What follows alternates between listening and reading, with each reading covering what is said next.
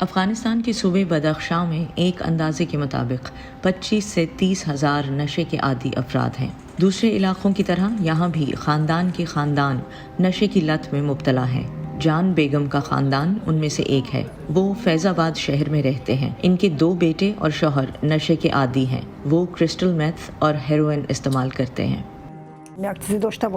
ہمارے پاس کچھ نہیں ہے، یہ دونوں بے روزگار ہیں، یہ دونوں نشے کے عادی ہیں۔ میرا بڑا بیٹا یہاں نہیں ہے، وہ 3 سال سے لاپتہ ہے۔ میں نہیں جانتی کہ وہ زندہ ہے یا مر چکا ہے۔ ہم یہاں 4 لوگ ہیں اور چاروں ہی نشہ کرتے ہیں۔ ہاں، ہم نے سب کچھ بیچ دیا۔ ہم نے بستر کی چادریں اور وہ ہر چیز بیچ دی جو ہمارے پاس تھی، اور ان پیسوں سے ہم نے منشیات خریدی اور استعمال کی۔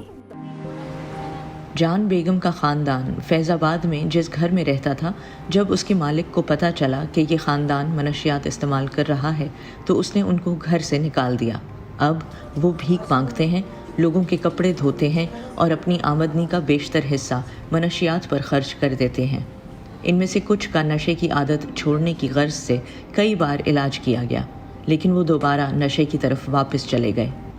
سمیع اللہ کی عمر 18 سال ہے۔ وہ اپنے ماں باپ اور بھائی کے ساتھ منشیات استعمال کرتا ہے۔ میں چھوٹی عمر سے ہی نشہ کرتا رہا ہوں۔ اپنے والدین کے ساتھ بیٹھ کر منشیات استعمال کرتا ہوں۔ میں منشیات ڈھونڈ کر لاتا ہوں اور استعمال کرتا ہوں۔ میری خواہش ہے کہ حکومت آئے اور ہمارا علاج کرے اور میں کسی ہوٹل میں ویٹر کے طور پر کام کروں۔ افغانستان دنیا میں سب سے زیادہ افیون پیدا کرتا ہے۔ یہاں ننگرہار صوبے میں بچے اور نوجوان لڑکے پوست کے کھیتوں میں کام کرتے ہیں۔ اپنے خاندان کے بزرگوں کے ساتھ وہ فصل اکٹھا کرتے ہیں۔ وہ افیون کی پیداوار میں مدد کر رہے ہیں۔ مصطفیٰ پوست کے کھیتوں میں کام کرنے والے نوجوانوں میں سے ایک ہے۔ 16 سالہ مصطفیٰ کہتا ہے کہ وہ ایک طویل عرصے سے نشے کی طرف بڑھ رہا ہے، صرف اس لیے کہ اس کا کام پوست اور افیون کا ہے۔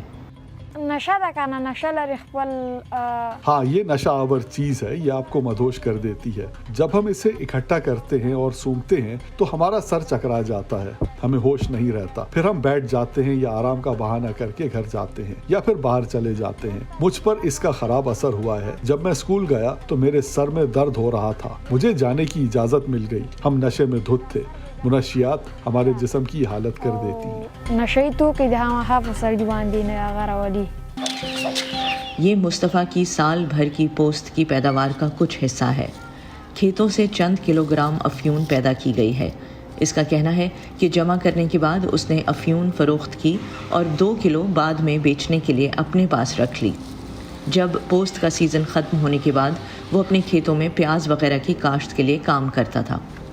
مصطفیٰ کا کہنا ہے کہ اس نے پوست کے کھیتوں میں کام کرنے والے کئی لوگوں کو نشے کا عادی ہوتے ہوئے دیکھا ہے، جن میں عورتیں بھی شامل ہیں۔ وہ نہیں چاہتا کہ وہ بھی عادی بن جائے۔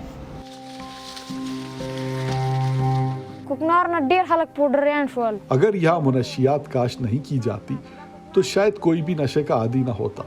پوست نے بہت سے لوگوں کو ہیروئن کا عادی بنا دیا ہے۔ ہم چاہتے ہیں کہ حکومت پوست کی کاشت بند کرے۔